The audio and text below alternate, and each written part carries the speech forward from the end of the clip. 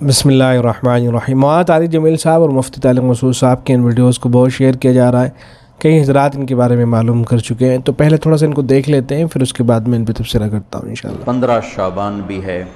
اور اس رات کو میرے نبی کی صبح کو روزہ رکھتے تھے، اور اس روزے کی فضیلت یہ ارشاد فرمائی کہ 15 شعبان کا روزہ پچھلی 15 سے اس 15 کے درمیان جتنے گناہ ہوتے ہیں سب کی معافی کروا دیتا۔ ایک دن کا روزہ سارے پورے سال کے گناہ معاف فرما دیتا۔ روزہ رکھنا بھی کسی صحیح حدیث سے اس 15 شعبان کا روزہ ثابت نہیں ہے۔ بعض لوگ کہتے ہیں فضائل میں ضعیف حدیثیں بھی چلتی ہیں، فضائل میں ضعیف حدیث چلتی ہے جب صحیح حدیث سے فضیلت ثابت ہو تو اس کو مزید آپ ویلیو بڑھانے کے لیے ضعیف روایت بھی بیان کر سکتے ہیں، لیکن بہرحال یہ اختلافی مسئلہ ہے، تو ہماری رائے یہی ہے کہ ثابت نہیں ہے تو اس کو سنت نہیں سمجھنا چاہیے۔ دیکھیں، جہاں تک مولانا طارق جمیل صاحب کی گفتگو کا تعلق ہے، وہ جو فرما رہے ہیں کہ 15 شعبان کا روزہ رکھنے سے ایک سال کے گناہ معاف ہو جاتے ہیں، تو ظاہر ہے اس طرح کی کوئی روایت موجود نہیں ہے۔ غالباً حضرت مولانا طارق جمیل صاحب کو تسامح ہوا ہے، اور وہ روایت جو عاشوراء کے دن روزہ رکھنے کے بارے میں آئی ہے، 10 محرم کا اگر کوئی آدمی روزہ رکھتا ہے تو اس کے گزشتہ ایک سال کے گناہ معاف ہوتے ہیں،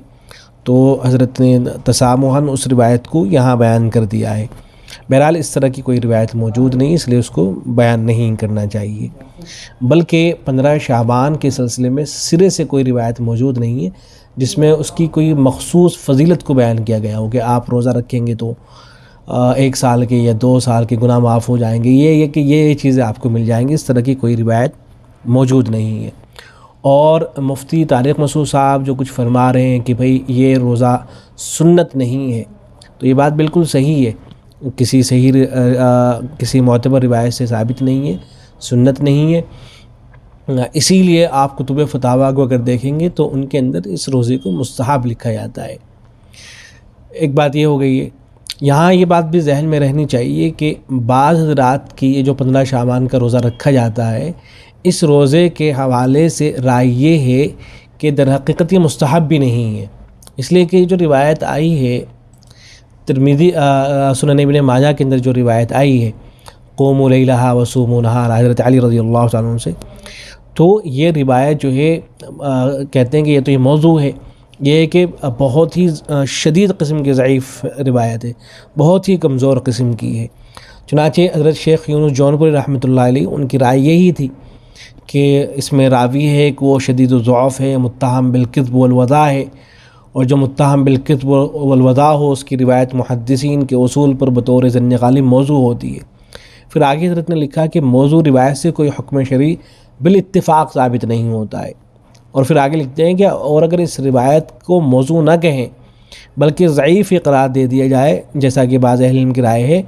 تو بھی یہ حدیث قابل قبول نہیں ہے، اس لیے کہ شدید الضعف ہے، اور شدید الضعف حدیث جس کا راوی کذاب یا متہم بالکذب یا فاحش الغلط ہو، نہ باب اعمال میں معتبر ہے اور نہیں فضائل میں، تو حضرت تو اس کو لیتے ہی نہیں، اس روایت کو فضائل میں بھی نہیں لیتے ہیں، تو قابل قبول ہے ہی نہیں کسی بھی طرح سے۔ البتہ جو دیگر اہل علم ہے یا ہمارے یہاں جو فتاویٰ صادر ہوتے ہیں، چاہے وہ دارالعلوم دیوبند کا فتویٰ ہو یا کہ دارالافتاء بنور ٹاؤن کا فتویٰ ہو یا اور فتاویٰ ہوں، تو ان فتاویٰ کے اندر یہ جو روایت آئی ہے ابن ماجہ کے اندر، اس کو سامنے رکھتے ہوئے کہا جاتا ہے کہ چونکہ روایت موضوع نہیں ہے بلکہ ضعیف قسم کی روایت ہے، اور ضعیف قسم کی روایتوں کے بارے میں ہم جانتے ہیں کہ ان پر عمل کرنے کی گنجائش ہوتی ہے۔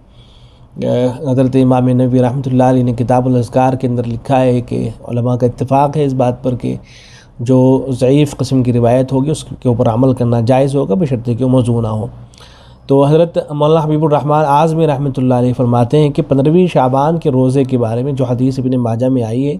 وہ موضوع نہیں ہے، کسی ماہر حدیث نے اس کو موضوع نہیں کہا ہے۔ تحفۃ الاحوذی کی عبارت سے اس حدیث کے موضوع ہونے پر استدلال کرنا جہالت ہے۔ اس حدیث کے راویوں میں ابو بکر بن ابی شیبہ ضرور ہے، اور اس کی نسبت بے شک یہ کہا جاتا ہے کہ وہ حدیث سے بناتا تھا، لیکن اس بات سے یہ ثابت نہیں ہوتا ہے کہ زیر بحث حدیث اس کی بنائی ہوئی ہے اور موضوع ہے، محض اس بنا پر کہ سند میں ایسا کوئی راوی موجود ہے جو حدیث سے بناتا تھا، کسی حدیث کو موضوع کہہ دینا جائز نہیں۔ اس سے تو بس اتنا لازم آئے گا کہ حدیث سنداً ضعیف ہے، تو یہ حضرت کی رائے ہے۔ تو اسی بنا پر جو اہل علم ہے، حضرت اقدس مفتی سید احمد پالن پوری رحمۃ اللہ علیہ، ان کی رائے بھی یہی تھی کہ بھئی اس دن روزہ رکھنا مستحب ہے 15 شعبان کا۔ حضرت شیخ الاسلام مفتی تقی عثمانی دامت برکاتہ علیہ کی رائے بھی یہی ہے، حضرت تھانوی رحمۃ اللہ علیہ کی رائے بھی یہی ہے۔ فتاویٰ دارالعلوم زکریا کے اندر بہت سے اقوال ذکر کر رکھے ہیں اہل علم کے۔ حضرت مفتی شفیع صاحب رحمۃ اللہ علیہ کی رائے بھی یہی ہے، مالکی اور حنابلہ ان حضرات کی رائے بھی ان کو دیکھ لیجئے گا، جو اہل علم حضرات ہیں وہ دیکھ لیں گے زوم کر کے، یہ جو حوالے ذکر کیے گئے ہیں تو ان حضرات کی رائے یہی ہے۔ تو حاصل گفتگو یہ ہے کہ کوئی مخصوص فضیلت تو 15 شعبان کے روزے کی نہیں ہے، اور جو روایت آئی ہے ابن ماجہ کے اندر، بعض اہل علم کے نزدیک وہ بالکل موضوع ہے یا بہت ہی ضعیف قسم کی روایت ہے، اس پر عمل نہیں کرنا چاہیے، اور بعض اہل علم کی رائے یہ ہے کہ نہیں، ضعیف روایت ہے اور اس کے اوپر عمل کرنے کی گنجائش ہے۔ تو اگر آپ روزہ رکھنا چاہتے ہیں تو ٹھیک ہے رکھ لیں، زیادہ بہتر یہ ہوگا کہ آپ اس نیت سے رکھ لیں کہ اللہ کے نبی صلی اللہ علیہ وسلم رکھا کرتے تھے اس مہینے کے اندر، یہ ہے کہ 3 روزے رکھ لیں ایام 20 کے، تو نور علی نور ہے۔ لیکن اگر آپ نہیں رکھتے ہیں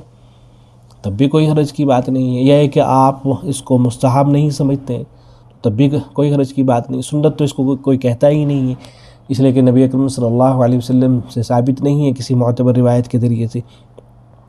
تو اگر آپ اس کو مستحب بھی نہیں سمجھتے تب بھی کوئی حرج کی بات نہیں ہے، اور مستحب سمجھ کے اگر رکھ لیتے ہیں تو اس کی بھی گنجائش دی ہے اہل علم نے۔